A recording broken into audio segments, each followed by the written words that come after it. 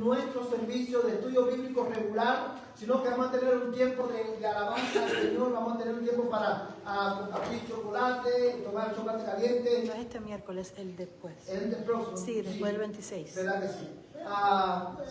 No es este miércoles próximo, sino el de mayo, es el último miércoles del mes. Hermano, y este es un tiempo no solamente para alabar a Dios, sino también es un tiempo para tener compañerismo intencional.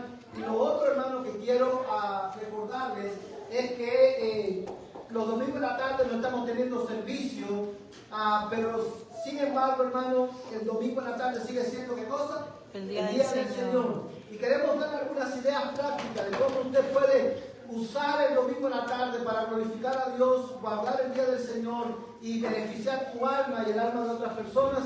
Usted, hermano, puede, una de las cosas que hacemos es no descuidar la reunión de la iglesia, la reunión de la congregación, y es lo que estamos haciendo en esta mañana. Invita a alguna persona a almorzar con usted y comparta a Cristo. No solamente, no tiene que ser con creyentes, con eso también usted puede hacerlo. Invita a alguien a almorzar con usted y comparta a Cristo. Lo otro que podemos hacer, hermano, dedique tiempo para ponerse al día con su familia, para disfrutar a su familia. Ponga un lado el teléfono, ponga un lado toda distracción y dedíquense, hermano, a compartir en familia. Y otra cosa que usted puede hacer es simplemente tomar tiempo para leer un buen libro. Si usted no tiene un buen libro cristiano que leer, déjenme saber y nosotros les vamos a proporcionar libros para que usted pueda leer. Los niños, hermano, todos van a pasar con la hermana Esmeralda Luján a su clase en esta mañana.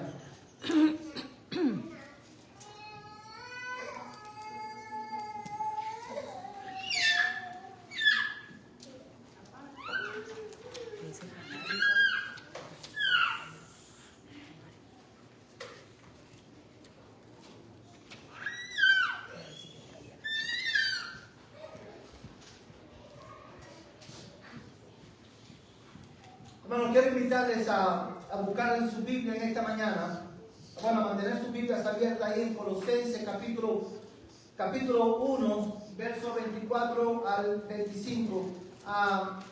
Esa no la vamos a usar en esta mañana. No. Gracias, hermano. Vamos a estar orando, hermano, para pedir al Señor en este día que Él tenga bien usar su palabra para edificar nuestras almas y para acercarnos a Él. Oremos. Padre, en este día venimos delante de tu presencia, oh Dios, para darte gracias por la oportunidad que hoy tenemos, Señor, de adorarte. Señor, por la oportunidad que hoy tenemos de escuchar tu palabra ser predicada. Yo quiero rogarte, mi Dios eterno, en el nombre de Jesús, que en este día, Señor, tú prepares nuestros corazones, Señor, para recibir tu palabra. Quiero rogarte, Señor, en el nombre de Jesús, que tu Espíritu Santo tome tu palabra, Señor, y la prospere en nuestros corazones. Amado Dios, quiero rogarte en el nombre de Jesús, Señor, que tú, Señor, me ayudes a mí a comunicar con verdad tu palabra. Ayúdame a mí a comunicar con fidelidad tu palabra, con claridad, para la gloria de tu nombre y el bien de tu pueblo. Amado Dios, en el nombre de Jesús te ruego que tú me asistas en esta mañana para poder honrarte, Señor, mientras proclamo el mensaje de la Escritura. Señor, te pido en este día por el pastor Ángel, Señor, de la Primera Iglesia Bautista, Señor, hispana, Señor, allí de Midland, Texas. Señor, ruego por él y por la congregación que tú has puesto bajo su cuidado. Oro, Señor, en el nombre de Jesús, que tu Espíritu Santo, Señor, lo use con poder, Señor, en el ministerio que tú has dado allí en Midland. Y quiero suplicarte, Señor, que tú le des paciencia, que tú, Señor, lo fortalezcas espiritualmente y que tú, oh Dios, le concedas, oh Padre Santo, ser un instrumento útil en tus manos allí. Bendice, Señor, a la congregación y concédeles a ellos, Señor, continuar creciendo a la imagen de Cristo. Yo te lo pido, oh Padre, en el nombre de Jesús, en el nombre que es sobre todo nombre. Amén y amén. Hermanos, en esta mañana vamos a culminar nuestra exposición del capítulo 1 de la carta del apóstol Pablo a los Colosenses. Hemos llegado a la última porción de este de este capítulo de Colosenses, que como hemos dicho en muchas ocasiones, hermano, el capítulo 1 de esta carta es el corazón mismo de la carta de los Colosenses, es el fundamento de todo lo que él va a decir a partir del capítulo 2 en adelante. Amados hermanos, esta es una sección que tiene como propósito, hermano, llevarnos a considerar la suficiencia, la gloria de Cristo, hermano, y el lugar, la primacía de Cristo en la vida de la iglesia, en la vida de cada creyente. Y en esta nueva sección que vamos a estar mirando hoy, el versículo 24 hasta el versículo 29, el apóstol Pablo va a comenzar un nuevo enfoque, una nueva sección, va a enseñar acerca de otro tema y va a estar hablando específicamente acerca de el ministerio pastoral, con el propósito de llevar a la iglesia, hermano, considerar desde una perspectiva bíblica cuál es el propósito, la naturaleza del ministerio pastoral dentro del plan redentor de Dios en el contexto de la iglesia local. Hermanos, y es interesante que después de llevarnos a la cumbre de esta carta, de mostrarnos la gloria de Cristo, Pablo, guiado por el Espíritu Santo, decide cambiar el enfoque, decide enfocar su atención ahora en el ministerio pastoral. Y pudiéramos, hermano, dar algunas razones para este cambio de enfoque, pero ciertamente, hermano, es significativo que aquí comienza exaltando ¿a quién? A Cristo.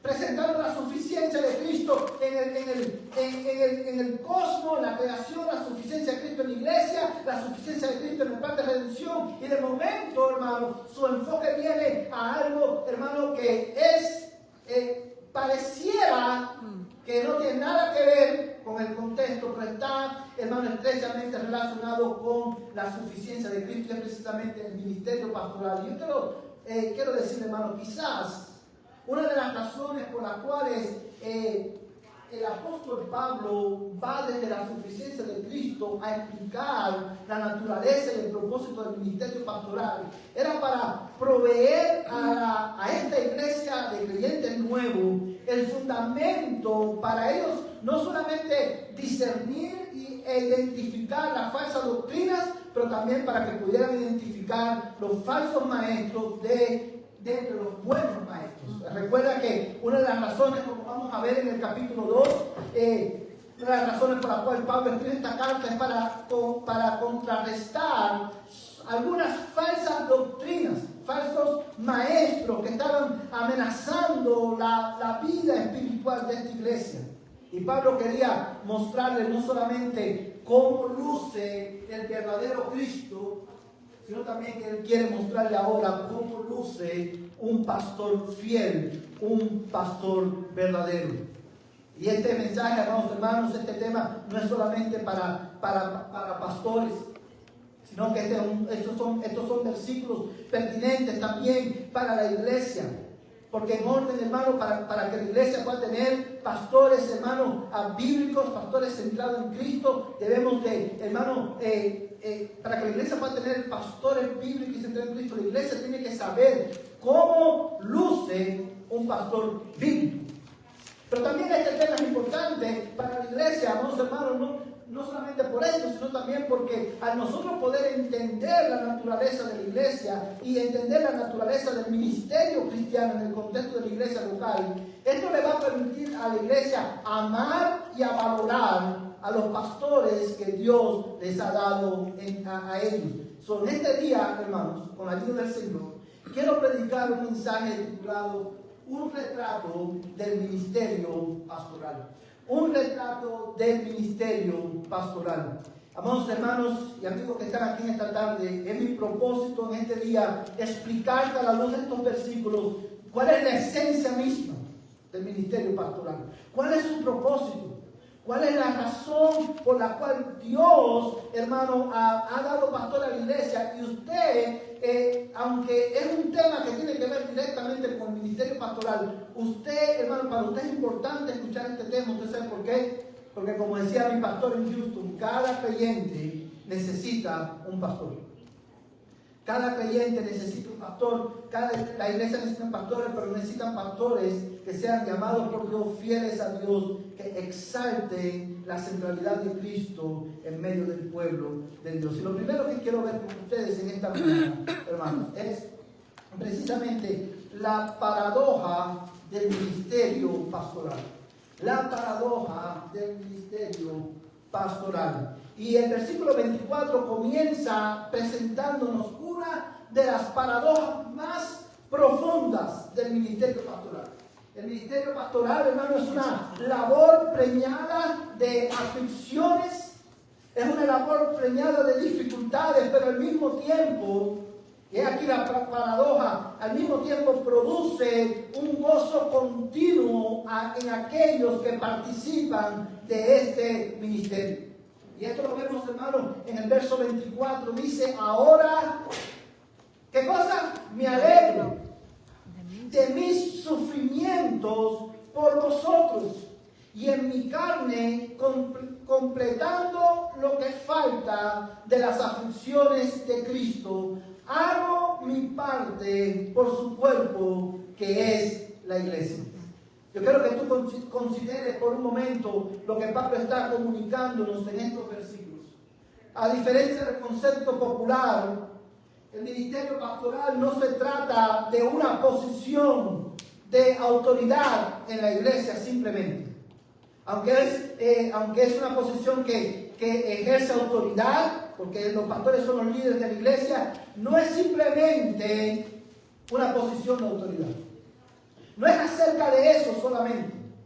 Y lo que quiero decir específicamente con eso, hermano, es que muchas personas pueden entrar o pueden aspirar al ministerio pastoral porque por esa imagen que tenemos de que los pastores son personas que tienen cierta influencia, tienen cierta autoridad y lo único que hacen es predicar el domingo en la mañana.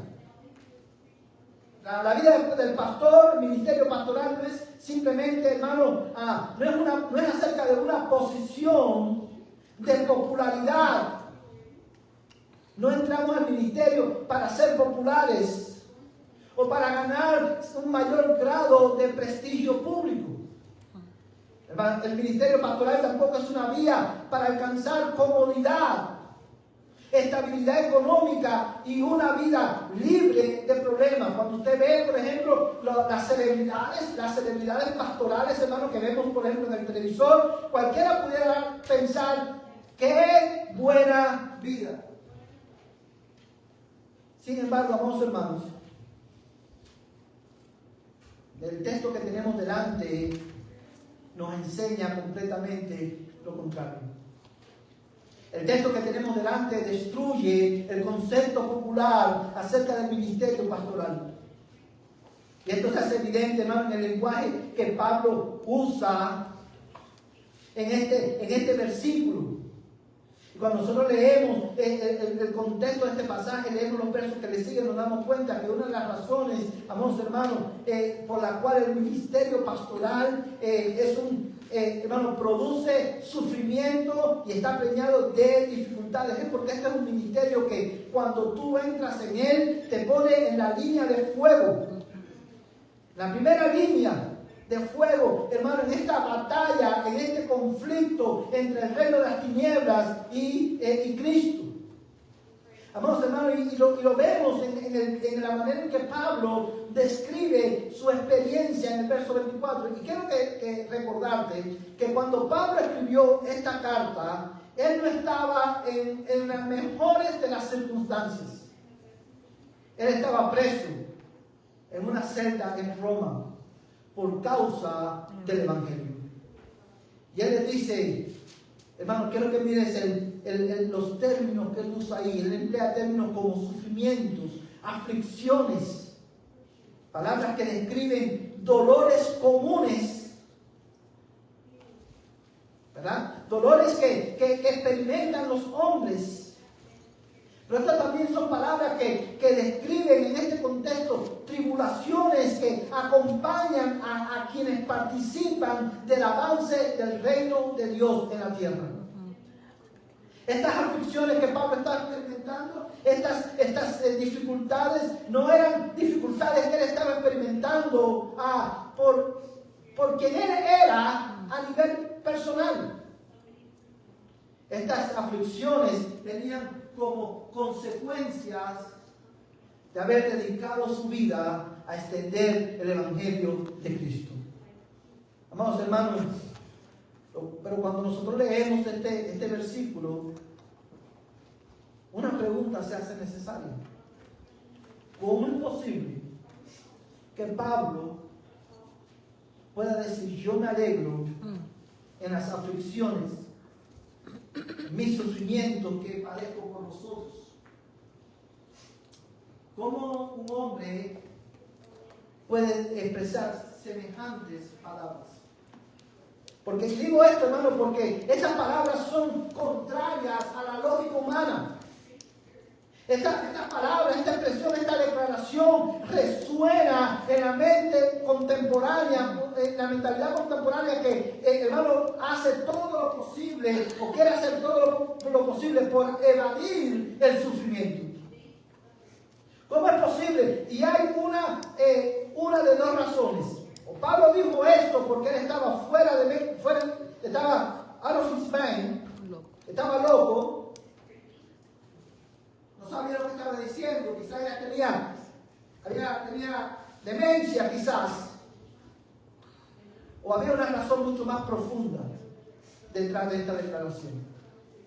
Yo quiero demostrarte en esta mañana que la razón por la cual él dice así, con tanta claridad: yo me alegro en mis aflicciones, no es porque él estaba loco. Él sabía lo que él estaba diciendo.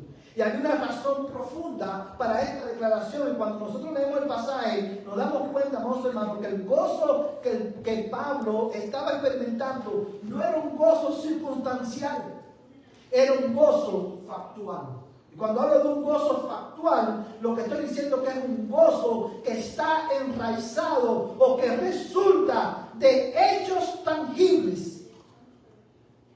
No era, hermano, no era el resultado de las circunstancias como que él está viendo, como decíamos hace un momento atrás. Él estaba preso. Vamos, hermanos, él estaba sufriendo una realidad que naturalmente no produce gozo.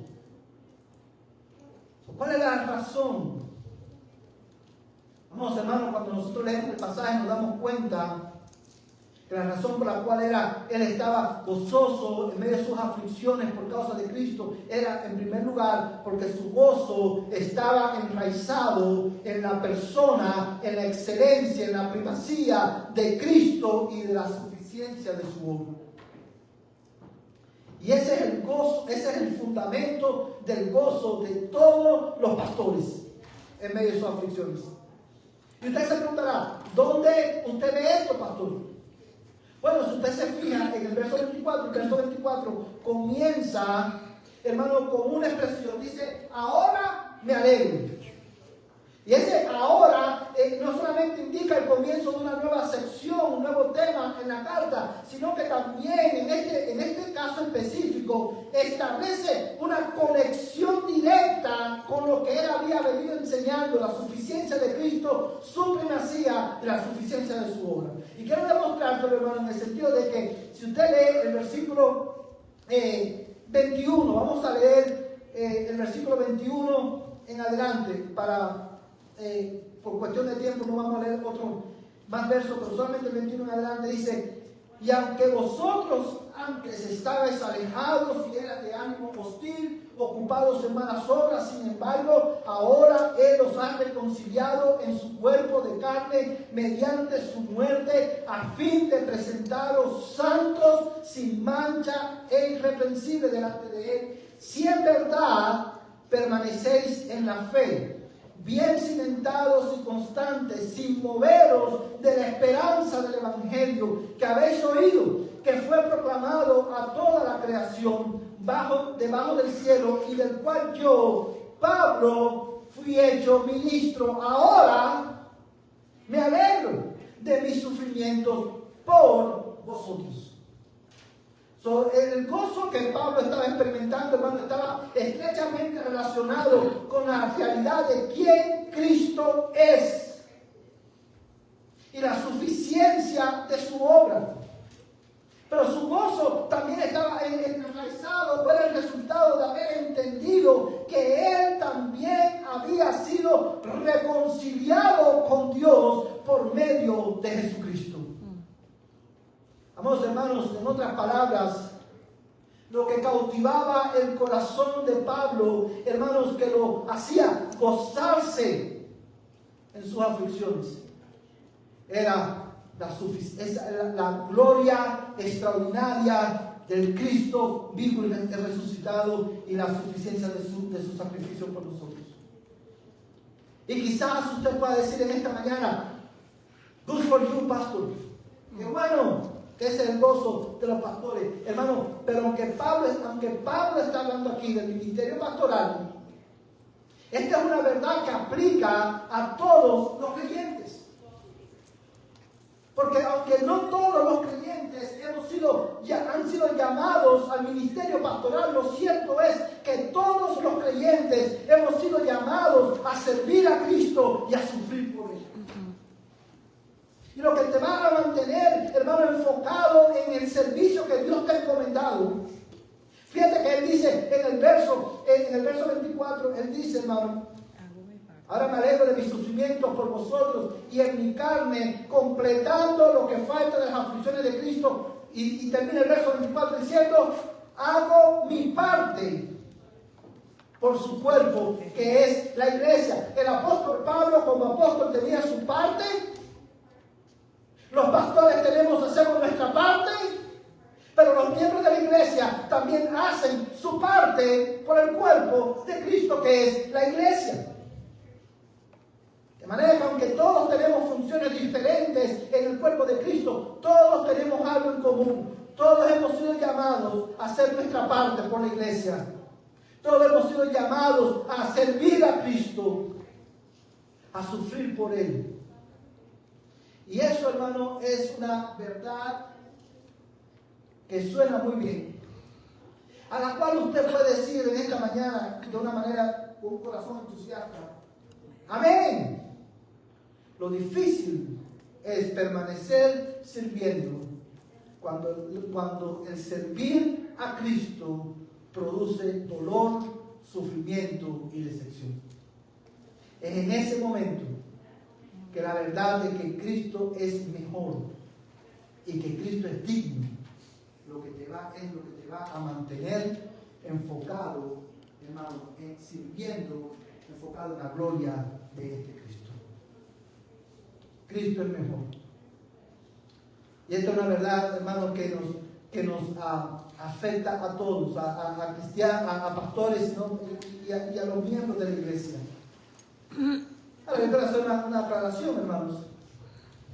Aunque el ministerio pastoral presupone una gran paradoja, porque los pastores se gozan, nos gozamos en las aflicciones que tenemos que padecer por Cristo, por causa de Cristo, la suficiencia de Cristo y la gloria de Cristo. Eso no significa que la iglesia va a decir, bueno, si los pastores tienen que sufrir, que sufran. Vamos a hacerlos sufrir un poquito más. Esto no significa que vamos a decir ahora, bueno, mi parte en la iglesia es hacer que el pastor sufra. Ese es mi don. Esa es mi parte de la iglesia. No, hermano. Precisamente por esta gran paradoja es que la iglesia, como veíamos el miércoles pasado, la iglesia debe considerar a sus pastores. Porque los pastores hemos sido llamados a morir a nosotros mismos. Y morimos a nosotros mismos por causa de Cristo y el beneficio de la iglesia. Por eso la iglesia de los Colosenses debía de amar a los pastores que tenían. Por eso la iglesia de Cristo debe amar a sus pastores, debe de orar por sus pastores y sus familias, porque precisamente por esta gran paradoja. Porque recuerda, ¿cuál es la razón del gozo del pastor? No es circunstancial, es factual, es Cristo, su suficiencia y su gloria. Pero ojo, hermano, los pastores somos seres humanos y podemos, nuestro enfoque se puede distorsionar y podemos perder de vista la gloria, la belleza y la suficiencia de Cristo. Por eso la iglesia debe orar constantemente por su pastor y sus familias. Debe orar para que Dios los sostenga. Pero también debe orar pidiendo, Señor, ayúdame a hacer mi parte. Para que nuestros pastores puedan mantener sus ojos enfocados en la suficiencia de Cristo. Amén, hermanos. Amén. Pero también, hermanos, el gozo del pastor o del ministerio pastoral en medio de la aflicción, la razón por la cual podemos tener un gozo en medio de las aflicciones que vienen por causa del ministerio, es porque el gozo del ministerio pastoral se deriva también del propósito de las aflicciones. Pablo no sufría por sufrir, hermanos. Él no se gozaba en las aflicciones for the sake de las aflicciones. Pablo, hermano, había un propósito detrás de las aflicciones de Pablo. Amados hermanos, y este propósito lo vemos en el verso 24 nuevamente. Yo quiero que tú leas cómo él dice, hermano, dice el versículo 24, ahora me alegro de mis sufrimientos por vosotros y en mi carne. Y una vez más, cuando él habla en mi carne, está hablando de que su sufrimiento es real. En su cuerpo. En su cuerpo, en mi carne, completando lo que falta de las aflicciones de Cristo, hago mi parte por su cuerpo, que es la iglesia. Piensa conmigo por un momento, hermano, en este versículo que estamos leyendo, porque aquí encontramos nosotros una declaración profunda, hermanos, en este pasaje. Y dice el texto, hermano, Pablo dice, y en mi carne, completando lo que falta de las aflicciones de Cristo. Vamos a una cosa ahí. ¿Qué significa eso? Hermano, Pablo no está diciendo que él se goza porque su sufrimiento tenía un propósito redentor que iba a añadirle o iba a completar los sufrimientos de Cristo. Y sabemos que no es eso lo que Pablo está diciendo, porque en los versículos anteriores que acabamos de leer, Pablo dice, amados hermanos, que Cristo ya nos redimió, Él nos hizo libres. No hay nada que añadir. Todo el punto de Pablo en los primeros versículos del capítulo 1 es resaltar precisamente la gloria de Cristo y la suficiencia de Él como Salvador. El sacrificio de Cristo, no hay nada más que añadirle. Su sacrificio es suficiente. Amén. Ahora, ¿qué quiere decir Pablo entonces con esto? Bueno, recordemos que Cristo murió ¿para qué? Para establecer el reino de Dios entre los hombres. Cristo sufrió, Cristo padeció en su cuerpo de carne para reconciliarnos con Dios. Y ahora Pablo, amados hermanos, su sufrimiento no es redentor, es representativo del sufrimiento de Cristo. Como Cristo, lo que él está diciendo es esto, como Cristo sufrió y murió para reconciliarnos con Dios, ahora yo me identifico con él, yo voy a sufrir. Si tengo que sufrir, yo voy a sufrir para avanzar el reino de Cristo, por lo cual él padeció. Su sufrimiento era, hermano, era representativo y tenía un propósito: avanzar el reino de Dios entre los hombres, el reino por el cual Cristo padeció en la cruz de Calvario. Amados hermanos, y esa es la misma razón por la cual los pastores podemos sentir gozo, porque estamos siendo partícipes con Cristo representativamente en el avance de su reino en la tierra. Nuestro sufrimiento tiene su propósito, hermanos. Y una vez más, no es que los pastores y Pablo en esta ocasión le gustaba sufrir. A nadie le gusta sufrir. Pero cuando tú entiendes que por causa de Cristo y por el avance de su reino, si Cristo murió para avanzar el reino de Dios entre los hombres, reconciliar a los hombres con Dios, yo voy a trabajar con Él, voy a unirme con Él en esta obra, aun cuando tenga que sufrir. Y Cristo, hermano, Cristo por medio del apóstol Pablo avanzó el reino de Dios entre los hombres. Cristo a través de pastores avanza su reino entre los hombres. Cristo a través de la iglesia avanza su reino entre los hombres. Nuestro sufrimiento tiene un propósito. Pero Pablo sigue diciendo, dice el texto del verso 24 que él se alegra de su sufrimiento y dice, por vosotros. Hermano, y esta es una declaración extraordinaria. ¿Saben por qué? Porque Pablo ni siquiera conocía a estos hermanos. Pablo no había sido el fundador de estos hermanos. De hecho, muchos estudiosos bíblicos creen que, hermano, el fundador de esta carta, de esta iglesia, fue a visitar a Pablo para decirle los problemas que estaban teniendo, buscando consejos, para buscar el consejo del apóstol Pablo. Y ahora Pablo dice a una congregación que él no conoce, yo sufro por vosotros y me gozo. Ahora, ¿en qué sentido el sufrimiento de Pablo, hermano, beneficiaba a los colosenses? ¿Y en qué sentido el sufrimiento de Pablo nos beneficia a nosotros hoy, en dar certeza en el 2025? Hermano, una vez más, recuerda que Pablo estaba como preso. Pero Pablo no solamente que estuvo preso, sino que Pablo durante todo su ministerio, hermano, Pablo enfrentó amenazas de muerte, encarcelamientos múltiples. Fue, hermano, naufragó. Los sufrimientos de él fueron varios en intensidad y en forma.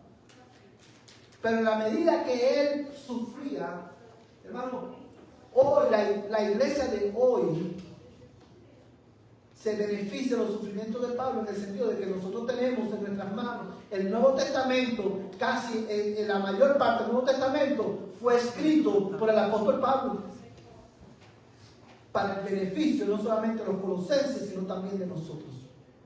Y eso le costó a Pablo, para que tú, por ponerlo en términos sencillos, para que tú te pases en tu Biblia, en tu casa, y leer la carta del apóstol Pablo a los colosenses, esa carta costó no solamente tinta y tiempo de Pablo de escribir. Esa carta le costó a Pablo sufrimiento, y tuvo que sufrir por causa de Cristo para el beneficio de los colosenses. El propósito de él, de su sufrimiento, tenía un propósito eterno. Y es por eso que esa es la razón de esta paradoja. Por un lado nos sentimos, sufrimos, pero por otro lado, amados hermanos, nos gozamos de nuestro sufrimiento, porque nuestro sufrimiento y nuestras aflicciones, que son muchas y son severas, hermanos, son el resultado de participar con Cristo en su reino. Son para el beneficio de la iglesia y están unidos en el resultado de tener nuestra vida, hermano, unida a Cristo por la fe. Amén.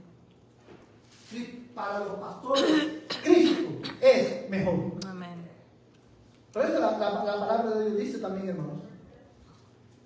Cuando Pablo le escribe, cuando el Señor mismo le escribe a los discípulos, hermanos, el Señor le dice a los discípulos que de esta manera, bienaventurados seréis cuando os insulten y os persigan y digan todo género de mal contra vosotros mintiendo por causa de mí. Regocijaos y alegraos, porque vuestra recompensa en los cielos es grande, porque así persiguieron a los profetas que fueron antes que vosotros. Todo el que quiera vivir piadosamente en Cristo padecerá persecución. Todo el que participe con Cristo en el extendimiento de su reino padecerá persecución. Pero en medio del sufrimiento, el gozo del Señor nos sostiene. Amén. Lo segundo que quiero ver con ustedes en esta mañana es la naturaleza o la esencia del ministerio pastoral. Ya vimos la paradoja del ministerio pastoral, vamos a ver, la esencia del ministerio pastoral. Y en el versículo 25 dice de esta manera: de la cual fui hecho ministro conforme a la administración de Dios que me fue dada para beneficio vuestro, a fin de llevar a cabo la predicación de la palabra de Dios. Vamos a hacer una pausa aquí en estos versículos. Vamos, hermanos, en estos versos, específicamente desde el verso 26, 25 hasta el verso 28, nosotros encontramos lo que muchos han llamado el corazón mismo del ministerio pastoral, la esencia del ministerio pastoral. Lo primero que Pablo, de una manera, hermanos, clara, nos enseña es que el ministerio pastoral es el resultado de un llamado divino. Los pastores son hombres que Dios ha llamado para esta función específica. Y esto lo vemos, hermanos, en los versículos, en el versículo 25, cuando él dice de esta manera, de la cual fui hecho ministro. Y sigue diciendo, conforme a la administración de Dios que me fue dada para beneficio vuestro. El llamado pastoral, hermano, el ministerio pastoral no es una vocación común. Los pastores no nacen. Hay personas que nacen con vocaciones, con la vocación de ser enfermeros, con la vocación de ser ingeniero, o con la vocación de ser médico, cualquier vocación que sea. Nacen con eso, con el talento para hacer eso, pero el pastorado no es una vocación común. Es un llamado divino a hombres que Él escoge, no por sus capacidades naturales, sino para manifestar en ellos y a través de ellos el poder y la gloria de su nombre. Amén. Pablo no se hizo apóstol porque él quiso ser apóstol. Fui hecho. Él dice, fui hecho, fui llamado. Vamos, hermanos, ¿por qué esto es importante? Esto es importante, amados hermanos, tanto para pastores como para la iglesia. Y esto es importante por la siguiente razón. El mismo autor a la carta a los Hebreos dice que nadie toma para sí esta honra a menos que haya sido llamado por Dios como lo fue Aarón. La razón por la cual enfatizo esto, amados hermanos, es por la siguiente razón. Cuando nosotros consideramos el ministerio pastoral, la iglesia de los Colosenses y la iglesia de Cristo en general, tenía que entender que no cualquier persona puede ocupar el ministerio pastoral. Eso no es algo que nosotros tomamos para nosotros mismos. Es algo que Dios, es un llamado divino a hombres específicos. Y resalto esto, no por las características de esos hombres. No porque esos hombres sean sabios, más sabios que los demás. No porque esos hombres de alguna manera sean la meca, sean lo más inteligente, lo más sabio que hay en la iglesia. No. Dios escoge y llama a hombres débiles para manifestar en ellos el poder y la gloria de su nombre para beneficio de la iglesia. Amados hermanos, y esto lo vemos en el hecho de que él termina esta sección diciendo de esta manera, en el verso 11, dice, perdón, en el verso 29, dice, y con este fin también trabajo, esforzándome según su poder, que obra poderosamente en mí. Porque no es por nuestras virtudes, ni nuestro mérito, ni nuestra capacidad, sino que es por la gracia de Dios en nosotros. Él mismo escribiendo en una de sus cartas decía, yo soy lo que soy por la gracia de Dios en mí. Dios lo llamó para manifestar en él su nombre.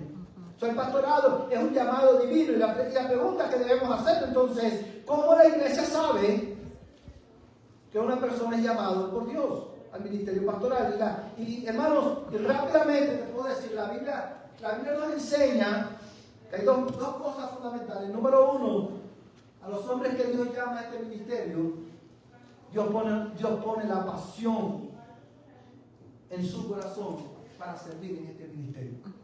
Pablo le escribe a Timoteo y le dice, si alguno anhela obispado, buena obra desea. Y una vez escuché hace mucho tiempo, cuando tenía aproximadamente como 12 o 13 años, yo tenía esa inquietud, les miento, tendría yo como 14, 15 años ya, y tenía esa inquietud por el ministerio pastoral, y fui a hablar con un hermano de mi iglesia que estaba estudiando para ser pastor. Y yo le dije, hermano, ayúdame a discernir esto. Y me dice así, nunca lo voy a olvidar, yo tengo mala memoria, pero hay cosas que nunca se me olvidan. Y me dice, ¿tú tienes deseo de ser pastor? Digo, sí, hermano. Me dice, bueno, esa es la mayor evidencia de que tú no has sido llamado para el pastorado. Wow. Porque tú no deseas ser pastor. Dios te llama, y cuando Dios te llama, Dios tiene que hacerlo. La idea era que cuando Dios te llama a ser pastor, quieras o no quieras, por los pelos tú vas a ser pastor. No, hermano, qué tontería más grande. La Biblia misma dice que qué tontería más grande, qué mal consejo. Y eso también me pasó a mí por no leer la Biblia. Porque la Biblia dice, si alguno anhela obispado, y es una palabra para pastorado, buena obra desea, porque lo primero que Dios hace es poner en tu corazón el anhelo para ser pastor. Cuando la iglesia tiene hombres entre ellos que tienen este anhelo, lo próximo es lo que los teólogos han llamado el llamamiento externo. La iglesia confirma ese llamado. La iglesia, cuando escucha a ese hermano predicar, cuando ve a ese hermano servir en esa capacidad sin tener el título o la ordenación, la iglesia puede decir, nosotros podemos ver los dones que Dios le ha dado y podemos ver que tiene las características para ser pastor. Creemos que Dios lo ha llamado. Es la iglesia la que lo afirma. La iglesia tenía que saber, la iglesia de los Colosenses tenía que saber, en medio de tantos falsos maestros, que aquellos que son verdaderamente pastores son hombres que Dios los ha llamado, que tienen una profunda pasión por Cristo y por su reino, y que están dispuestos a morir por ellos mismos para entender el reino de Dios. Que no buscan fama, que no buscan enriquecerse, sino que buscan que Cristo sea exaltado, porque para eso han sido llamados por Dios. Por eso dice, yo fui hecho ministro del Evangelio. Hermanos, pero también nosotros vemos en estos versículos que cuando consideramos el llamado, la esencia del ministerio pastoral, nosotros aprendemos no solamente que tiene un llamado divino, que es el resultado de un llamado divino, sino que también nosotros aprendemos, amados hermanos, que el ministerio pastoral tiene un mensaje definido. Los pastores, cuando venimos a predicar, no venimos a exponer nuestra propia sabiduría. Ciertamente hay pastores más sabios que otros, hay pastores que han estudiado más que otros, pero hay algo que los estudiados y los que no están tan estudiados, que by the way, como dice un americano, la iglesia siempre tiene que buscar y asegurarse de que tiene pastores que han estudiado. Usted nunca pondría su salud física en las manos de una persona que no ha estudiado medicina. ¿Verdad que no lo haríamos? ¿Cómo vas a poner tu alma, o la salud de tu alma, en las manos de hombres que no han estudiado, no están capacitados para ejercer esa función? La iglesia tiene que asegurarse que su pastor estudie y que continúe estudiando para el beneficio de su propia alma. Eso es un paréntesis. Pero ¿qué es lo que tienen en común los pastores que han estudiado mucho y que han hecho doctorados y los pastores que no han tenido la oportunidad de quizás llegar a ese grado de educación? Lo que tienen en común es que ninguno viene a exponer su propia sabiduría. Ellos tienen un mensaje que ha sido encomendado por Dios, y esto lo vemos en el pasaje en que el apóstol Pablo dice de esta manera. En el verso 25 nuevamente dice, de la cual fui yo ministro conforme a la administración de Dios que me fue dada para beneficio vuestro, a fin de llevar a cabo la predicación de la palabra de Dios. La función principal de un pastor en la iglesia no es ser administrador, es proclamar la palabra de Dios. Y más específicamente, exaltar a Cristo por medio del Evangelio, dice el texto en el verso 26, es decir, el misterio que ha estado oculto desde los siglos y generaciones pasadas, pero que ahora ha sido manifestado a sus santos, a quienes Dios quiso dar a conocer cuáles son las riquezas de la gloria de este misterio entre los gentiles. ¿Cuál es el misterio? Que es Cristo en vosotros, la esperanza de gloria. ¡Aleluya! Amén. Pablo, al igual que Pablo, los pastores hemos sido llamados para proclamar un mensaje específico, no nuestro mensaje. El mensaje del pastor no es un mensaje con fines terapéuticos. Déjame ver, te voy a mensaje, una charla motivacional para hacerte sentir bien. No. Los pastores no somos entertainers. Los pastores tenemos un solo mensaje que proclamamos. Solo tenemos un tema del cual hablar. Cristo en vosotros es la esperanza de gloria. Y quiero que tú notes cómo decir, es decir, él explica, dice, es decir, el misterio que ha estado oculto desde los siglos y generaciones pasadas. Y esa es una expresión, hermanos, cuando habla del misterio, está hablando no de algo esotérico, no de algo místico, sino algo que en generaciones pasadas no estaba completamente revelado. ¿Y cuál era? ¿Qué era eso que no estaba completamente revelado? Que fue revelado progresivamente en la historia de la redención. El Evangelio de Jesucristo. Que en Cristo, tanto judíos como gentiles, por medio de la fe, tenían parte en el reino de Dios y en su gloria. Amén. Que Cristo es el único Salvador de judíos y de gentiles. Amén.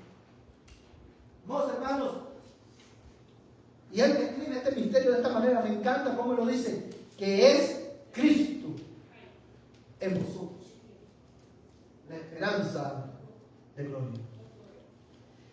En esta expresión solamente pudiéramos dedicarnos un domingo solamente a desempacarla, pero no tenemos tiempo para eso, pero yo quiero solamente resaltar la verdad. Yo quiero que tú notes cómo él dice, Cristo en vosotros es la esperanza de gloria. ¿Sabes lo que eso significa?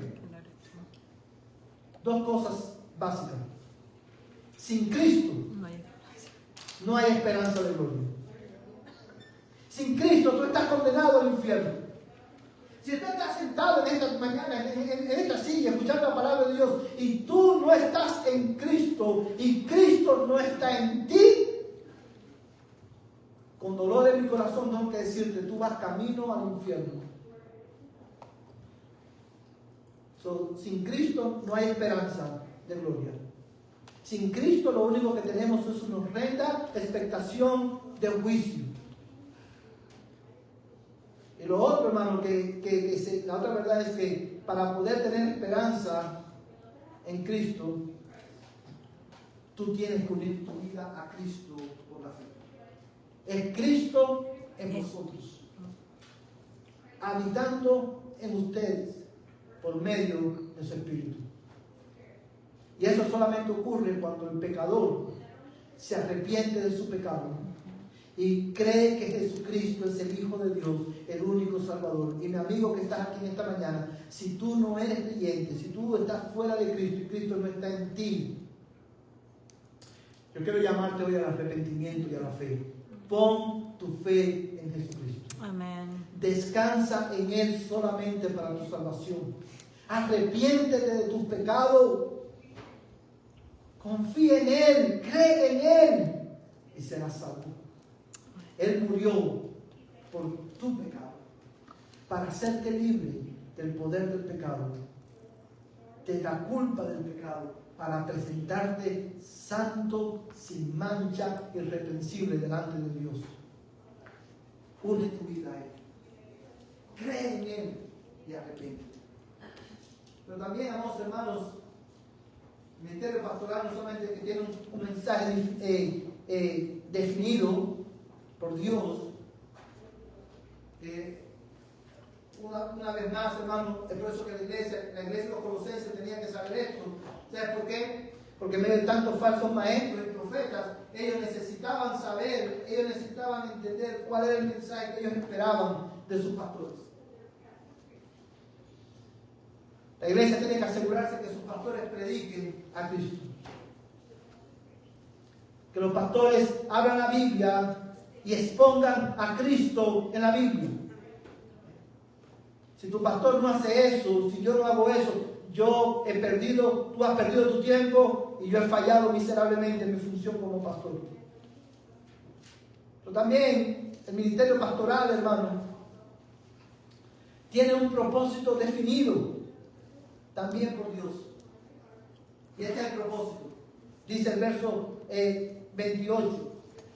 A Él nosotros proclamamos, amonestando a todos los hombres y enseñando a todos los hombres con toda sabiduría, a fin de poder presentar a todo hombre perfecto en Cristo. Una de las funciones, hermano, o el propósito por el cual Dios le ha dado pastores a la iglesia, es para que a través del ministerio del pastor, hermano, los pastores puedan presentar a todo hombre perfecto en Cristo. Y esa palabra perfecto significa maduro. No está hablando de perfección en el sentido de no pecar de toda la eternidad, sino de una persona completamente madura en Cristo. Vamos, hermanos, la gloria, hermano, de los pastores en la iglesia que ellos pastorean. Ese es el resultado, la evidencia del éxito o el fracaso de un pastor. No es el número de gente que tiene la iglesia, sino la madurez de los hermanos que están bajo su cuidado. Ahora, ¿cómo Dios o cómo los pastores cumplen este propósito? Bueno, el verso 28 dice, a Él nosotros proclamamos. A Cristo. Proclamando a Cristo. Pero también dice, amonestando a todos los hombres y enseñando a todos los hombres con toda sabiduría. El medio primario por el cual los pastores hacemos esto, hermano, es a través de la proclamación del Evangelio, proclamando a Cristo, con el propósito de ¿qué? De amonestar.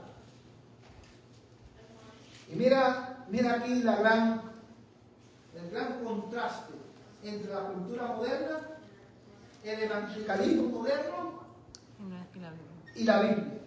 Y el propósito pastoral que Dios le ha dado a los pastores. Hoy las iglesias vienen, o los hermanos, las personas vienen a la iglesia ¿para qué? Para que lo hagan sentir bien. Para que el pastor de alguna manera me ayude a ser una mejor persona. ¿Sí o no? Venimos a la iglesia y decimos, bueno, yo quiero ver ¿qué es lo que Dios tiene que decirme hoy? A ver, ¿cómo yo puedo mejorar como papá? ¿Cómo yo puedo superar esta aflicción o esta depresión? ¿Cómo yo puedo resolver este problema? Déjame ver qué tips me da el pastor hoy. Y cuando esos tips no coinciden con lo que yo quiero, no fue bueno para mí. Vamos, hermano, déjame decirte una vez más. Cuando tú vienes a la iglesia a escuchar la palabra de Dios ser predicada, cuando el pastor expone a Cristo desde la Escritura, tú vas a ser amonestado. Porque es imposible que te pongan bajo la luz, el resplandor de la gloria de Cristo y tú no veas las manchas que oscurecen tu alma. Es imposible que tú no veas la miseria de tu alma, la suciedad de tu alma.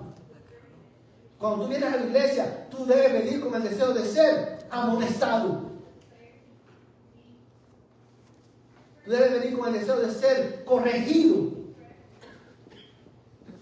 Tú debes venir a la iglesia cada domingo porque el propósito del ministerio pastoral es presentar perfecto eso, y nosotros lo hacemos primariamente a través de la predicación de la palabra, la enseñanza, amonestando a todo hombre. Tú debes venir con expectativa cada domingo, cada miércoles, de ser aplastado con el peso de la ley de Dios y ser consolado con el Evangelio. La palabra de Dios debe exponer la suciedad de tu alma. Si tú, oh aleluya, si tú vienes a la iglesia, hermano, a cualquier iglesia, y tú sales de esa iglesia, de ese templo, pensando, qué buena persona yo soy. Oh, mi hermano, te han engañado. Perdiste tu tiempo miserablemente. Pero si tú sales de esa iglesia o de ese servicio diciendo, verdad que yo soy miserable. Yo no soy lo que yo creía que yo era. Pero bendito sea Dios que Cristo es suficiente. Yo necesito a Cristo. Hoy me dieron lo que yo más necesitaba. Amén. A Cristo. Amén. Oh, mi hermano, eso es lo que tú necesitas. Ser aplastado, que tu orgullo, tu soberbia sea aplastada con la ley de Dios. Pero ser consolado con el Evangelio. A Él nosotros proclamamos. Amén. Hermano, esta verdad debe cambiar la manera en que nosotros escuchamos a los pastores predicar. Esta verdad cambia la manera en que la iglesia elige a sus pastores. Y basado en esto que hemos aprendido, y quiero terminar de esta manera, ¿cómo nosotros respondemos a este mensaje? Bueno, en primer lugar, hermanos, la iglesia debe orar por sus pastores. La iglesia debe considerar a sus pastores, amar a sus pastores, por causa del ministerio que Dios les ha dado, por causa de los sufrimientos que ellos experimentan para vuestro beneficio. La iglesia debe amar a sus pastores, amar a la familia de sus pastores, orar por sus pastores y sus familias. Porque nosotros estamos en la primera línea de batalla, en este conflicto entre la simiente de la serpiente y la simiente de la mujer. La iglesia debe orar para que Dios levante pastores en medio de la congregación. Vivimos en un tiempo y en una época en que cuando la iglesia, desafortunadamente, cuando la iglesia necesita pastores, la iglesia tiene que buscar pastores afuera. Y déjame decirte algo, hermano. Esta es mi opinión personal, y yo creo esto y lo veo en la Biblia. Personalmente a mí me encanta estudiar. Yo he aprendido a estudiar, a mí me encanta aprender a estudiar. Y creo que todo pastor debe prepararse. Pero déjame decirte algo, los seminarios, No hacen pastores. los grados académicos no hacen pastores. Los pastores son llamados por Dios en medio del pueblo de Dios. La iglesia manda a sus pastores a estudiar, pero los seminarios no hacen pastores. Y es por eso que toda iglesia debe orar incesantemente. Señor, levanta de entre nosotros hombres capacitados para servir, llamados por ti a proclamar este mensaje específico con este propósito específico. Tú debes orar, la iglesia debe orar, no solamente por sus pastores, no solamente para que Dios añada pastores a la iglesia, sino que la iglesia también debe mantener accountable a su pastor, de que su pastor siempre predique a Cristo. Pero también esto tiene un impacto para aquellos que están aquí, que no son creyentes, y para la iglesia en general. Esta verdad cambia la manera en que nosotros una vez más escuchamos la palabra de Dios ser predicada. Y lo que hoy hemos aprendido nos confronta con una verdad, una pregunta. ¿A qué tú viniste hoy? ¿A ser animado en tu orgullo? ¿A ser animado para que te dijeran quizás que todo te va a ir bien, que tus problemas van a desaparecer? Esa fue la razón por la cual tú viniste, perdiste tu tiempo en esta mañana. Porque como pastor tengo algo que decirte. No todo te va a ir bien. Cristo no es un amuleto que te va a guardar del sufrimiento y la aflicción. No todo te va a ir bien. Vas a sufrir, vas a llorar, vas a padecer aflicciones comunes a todos los hombres, pero también vas a sufrir, si estás en Cristo, aflicciones que son propias de participar con Cristo en su reino, y todo no va bien. Pero recuerda esto, tú vienes cada domingo para que te recuerden que Cristo es mejor. Amén. Que lo que tú más necesitas es a Cristo. Amén. Tú debes venir cada domingo para que el pastor o el predicador exponga la belleza, la gloria y la exclusividad de Cristo. Amén. ¿A qué tú viniste hoy? Quiera el Señor darnos un corazón hambriento para escuchar su palabra. Y si una vez más, antes de responder con un canto en esta noche, porque queremos cantar al Señor antes de irnos a casa, una vez más yo quiero decirte algo.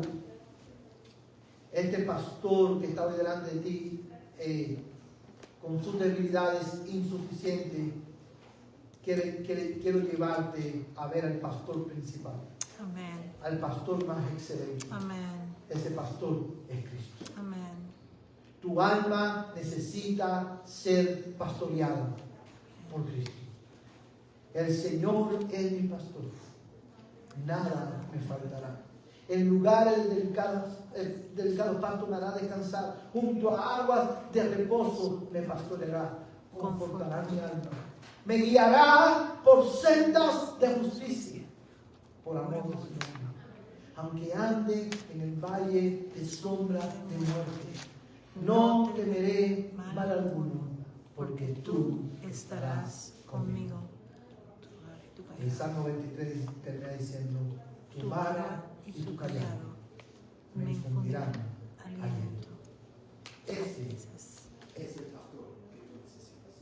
Ven a él, cree en él, abandónate en sus brazos y arrepiéntete de tus pecados para que tú también seas perdonado y adoptado como hijo de Dios. Vamos a ponernos en pie y vamos a adorar al Señor a través de este canto. Amén. Un trono hay más allá.